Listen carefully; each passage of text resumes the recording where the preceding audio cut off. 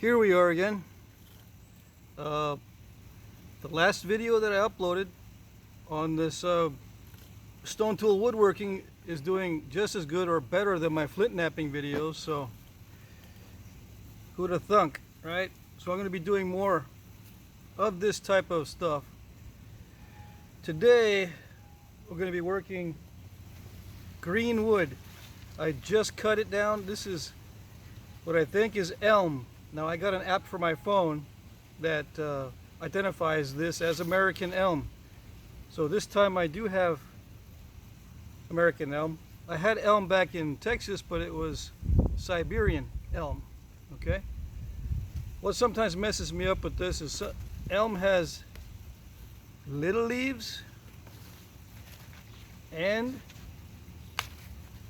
gigantor leaves. It messes me up. I don't know why, but for some reason when I go in the fall to look at what the tree is by looking at the leaf underneath, if I see these little bitty leaves,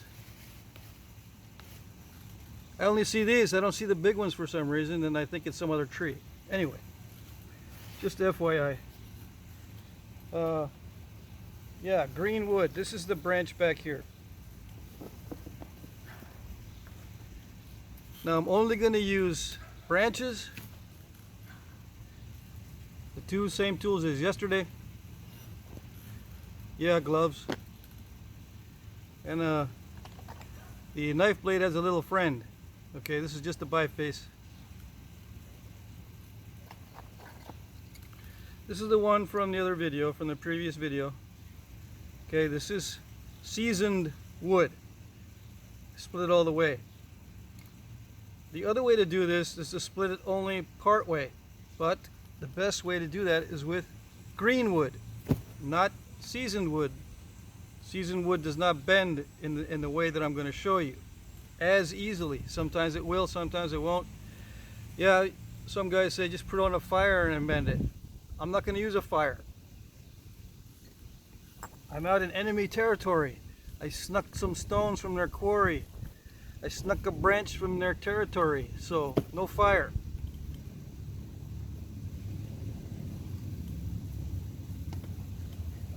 Or, you know, I don't have time. Alright, what's cool about elm, I'll show you. I took a little test strip just to be sure, doubly sure. What you can do is, the bark is very easy to peel on this. That in itself is cool. But what else is cool? If I can do it. You grab a chunk of it, start peeling. Lo and behold, what is this? What is happening? What's going on? You can use this as cordage. So I'll be using it as cordage in the video. The way you get the inner bark off, since this outer bark is not good, split it, do this, and you'll see some of the inner bark trailing off the end. Just pull on that. Nice inner bark. You can see the little pieces of inner bark. Just peel those. Let's see. And you know, you get the idea. You cut it like this, just kind of pull on it. It'll separate. It'll start to separate in the correct manner. You know when it's separated in the correct manner when it does this. Some of the outer bark is going to be left on it, but you peel that away.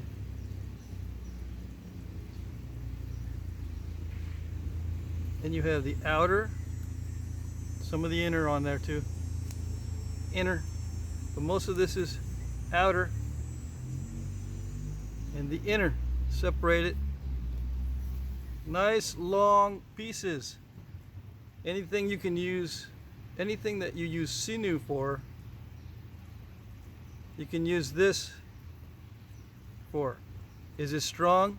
Some of you guys, I know you're going to ask that. The thicker parts That's about 10 pounds, maybe 5 to 10 pounds of strength there. As it gets thicker, it gets stronger, so that maybe was 10 pounds there. That's like 2 pounds at the most. So it's not as strong as sinew, okay? Not as strong. But to compensate, what do? You just double it up. If you know that it's going to be 5 pounds, about the average, you put 4 strands together, that's 20 pounds. All right? So you can test that yourself. Twist them together like this. Now, some of you guys are asking, is it strong when it's dry? This is green. It's not strong when it's dry. It gets really weak when it's dry. So when I'm using this, I'm going to be using green cordage. I'll be binding some of this. Now when it's dry on a haft, is it weak? Yes, unless you get smart. You can soak this in hide glue before you wrap. That makes it stronger. You can soak it in oil so it doesn't dry out as fast. It just won't stick to the haft. You can do things to it. Animal fat will keep it from getting really crispy and dried out. I've seen on a video where they use fish fat on bark to keep it soft and supple. Okay, so there's ways to keep the bark soft and supple. So just do a search for that. But I'm going to use green inner bark for this, which is much stronger than the dry stuff. Okay? All right. Can you re-wet? Another question. Can you re-wet this stuff? Can you stick it in storage and re-wet it? Is it going to be strong? Same strength as before? Yes, you could re-wet it. Is it going to be as strong as before? I don't think so. I've tried it and it seems to be fairly strong, but I'm not going to tell you that it's going to be just as strong when you rehydrate it. Okay, the strongest it'll be is right now, and you twist it into strands and layer them up and it'll get stronger. All right, elm wood. Now other types of wood have bark like this. The first one that comes to mind is mulberry. That's a very common wood, and you can trim branches just as part of regular maintenance on mulberries. Same with elms. They're considered a trash wood in some areas. Okay, I won't talk too much about that. Getting into the woodworking part. Now, I have not been practicing up. I've been trying to do some napping for the next auction. It looks like I'll be just doing only bifaces. I don't have time to make regular points because I've been doing the woodworking stuff. All right, just bifaces in the preforms. All right, so I gotta choose a spot on here that I want to make into a knife handle. That's about the same, maybe not. Right there. I want to choose a straight part. We don't have to worry about it running out when I cut it. All right, I'm going to cut this longer than the dry seasoned wood, and I'll show you in a minute why.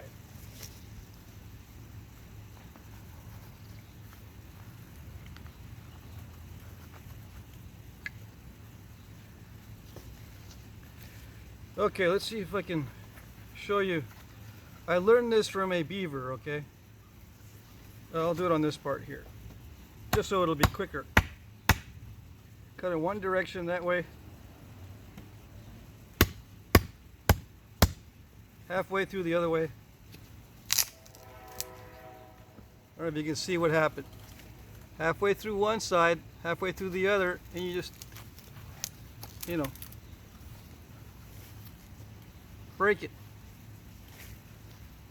This one didn't go well because I'm trying to do two things at once. All right. Easy way, very easy way to cut this stuff. And I can probably get better at it. So let me practice a little bit. It's 9 minutes. Gotta make sure I'm halfway through. Turn it over. Make sure I'm exactly opposite. Go down about an inch or two.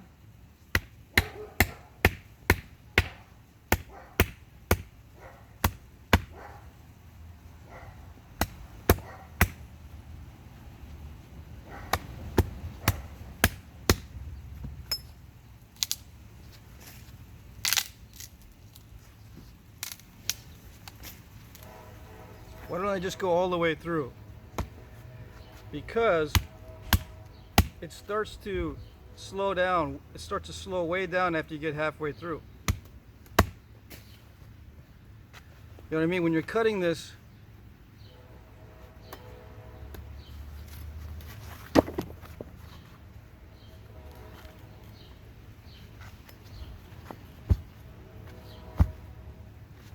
I'm not going to do 2 and 3 takes on this. Whatever happens, happens. When you're cutting this,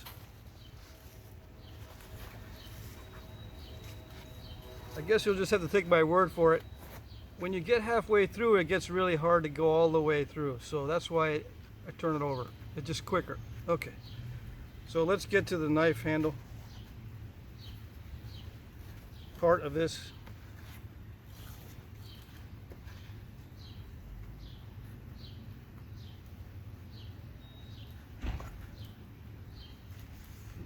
I'm wondering if I broke the end off. I might have broken the end off here because it feels shorter than it did the other day.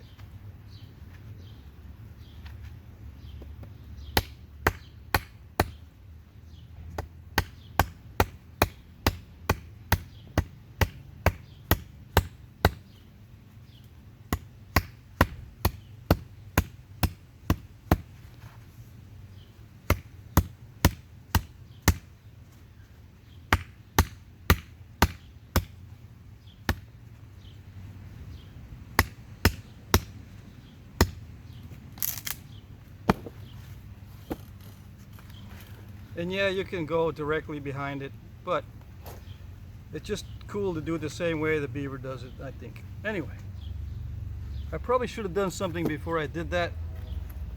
I should have probably tried to get a long strand of bark from this, because this bark is a lot thicker. All right, so let me do that. What's cool about the elm is that the branches are on either side, so the face on one side is clear of branches, same on the other side, although this one is kind of bumpy, but you can get long pieces of inner bark from these sides with no branches. All right, so this is the side with no branch going on, no branching.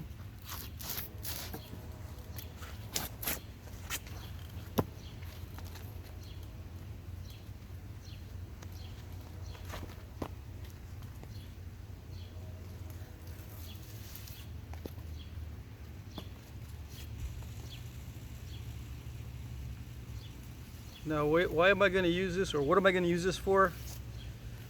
You'll see in a little bit. This is a very thin, wispy piece. I can save that. This is a much thicker piece. Okay, I'll save that separately.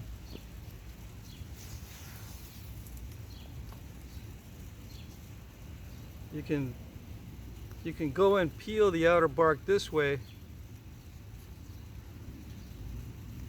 It takes a while to get a bunch of it to hang on to. Anyway, it's easier to just separate it like this and just wait for it to naturally separate.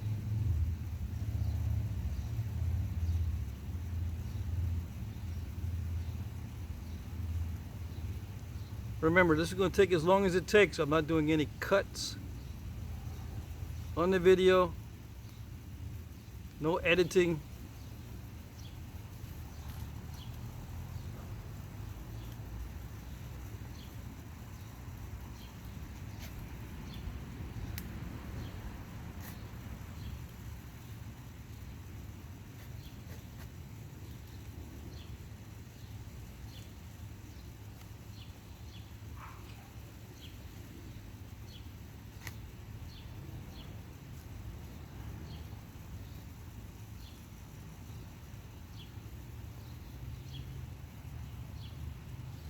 Why take off the outer bark?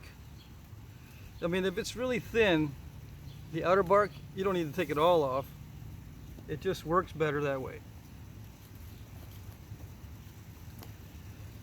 There's still inner bark left on this, right? So we can get quite a bit off of this.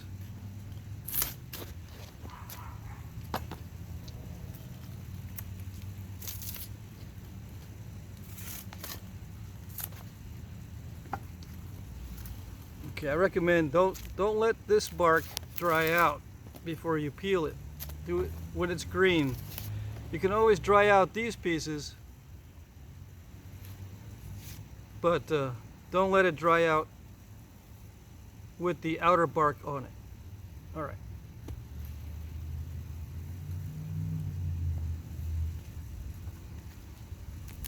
If you want to store it, and when you store it and you dry it out, don't start working with it dry. Make sure you sprinkle water on it. Dunk it in water before you start messing with it, because it'll be all crumply or crispy and it'll break. You have to rehydrate it. Okay, I think enough discussion on that.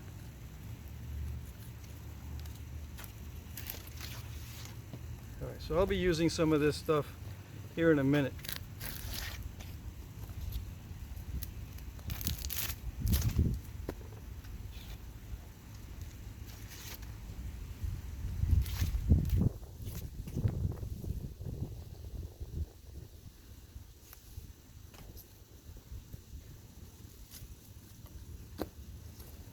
Okay, this is what it looks like. For you that don't know, it's all slimy. Gives me a kind of a good idea where to cut. But I'm gonna use this piece. I already cut the piece out.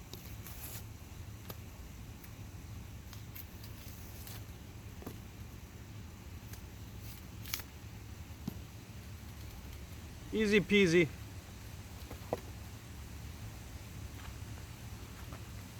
All right, now, elm is notoriously bad on splitting, but with something small like this, hopefully it won't be too bad.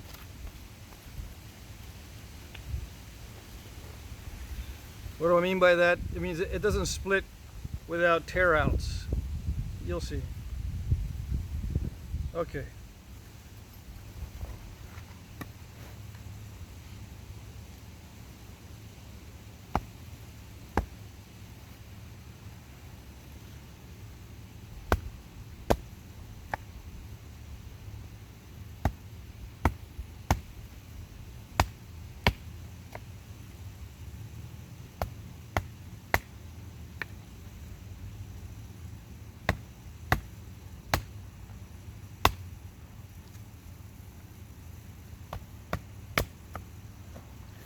See these little strands in the middle? That's what I call tear outs.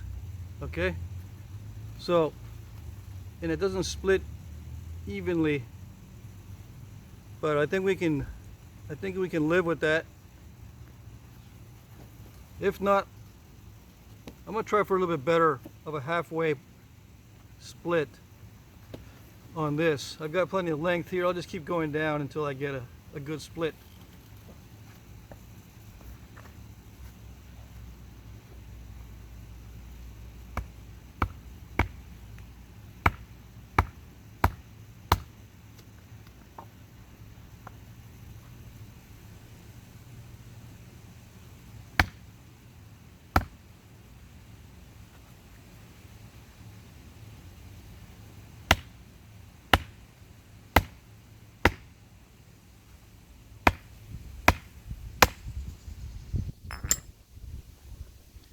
Alright, so that's good enough. What I'm going to do is, I'm going to put a wedge in here. I'm going to wrap it down here and bend these open so it'll be an open Y. So instead of carving that Y in there like this, just leave it open. Now this is already trying to run out on that side.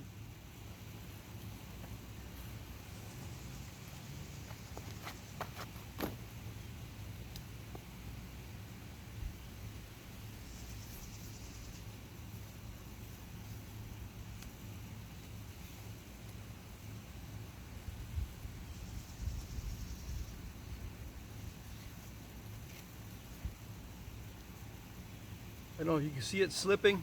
See how it slips? It's very slimy.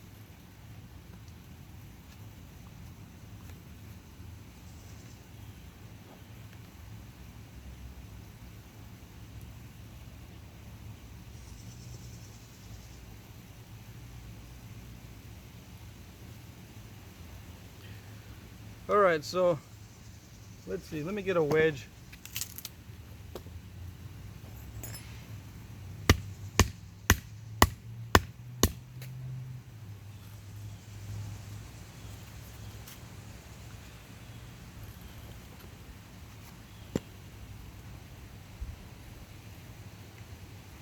I'm going to bend this part, the thicker part, more than this thinner part.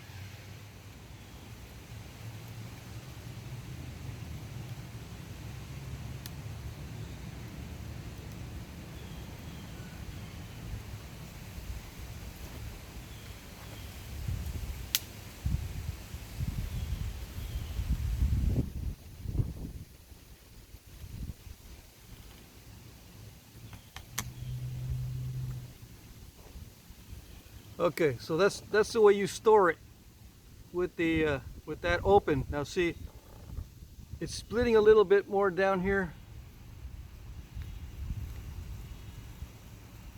Where is it? See that crack? It went past this bark. This bark will open up because it's flexible.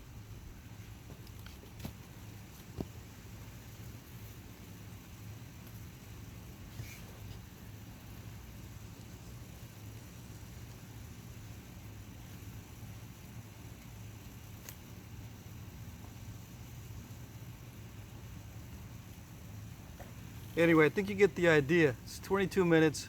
I don't want to mess with this anymore. But as long as you have the gap right, it's a little bit too narrow right now. As long as you have the gap correct, you store it that way.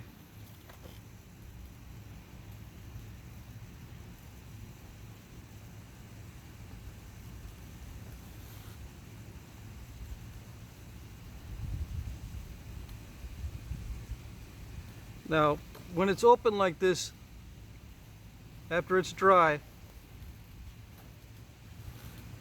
you can shave the inside. Okay? So pretty simple stuff.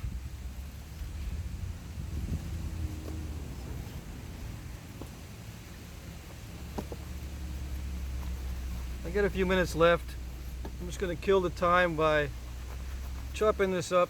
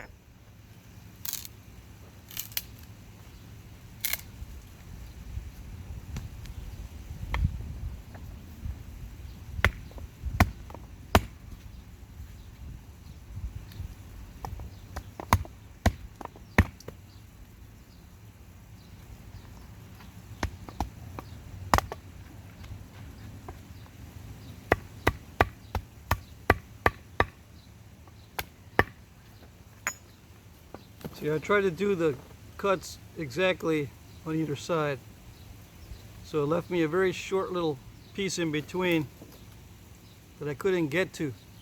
But if I had separated those cuts a little bit, it would have been a little bit easier to get those apart to cut between. Anyway, I think you get the idea.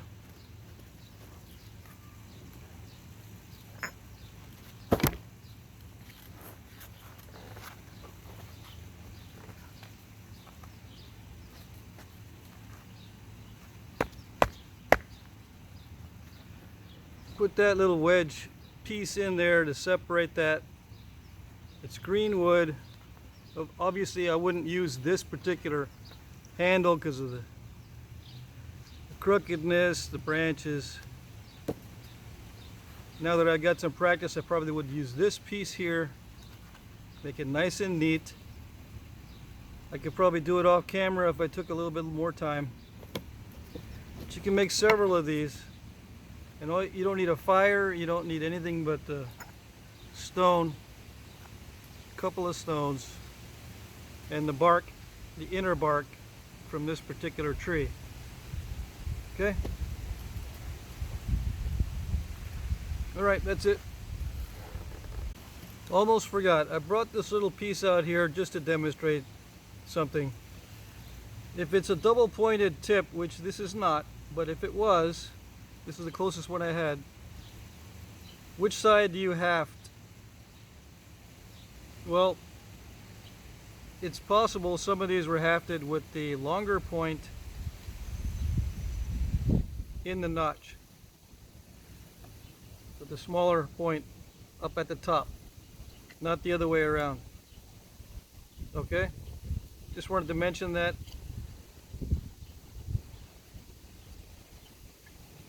I don't think a lot of them were done that way, but if there's a needle tip, especially on the part that looks like the base, that's going to be the actual working blade, and you haft it like that. Okay?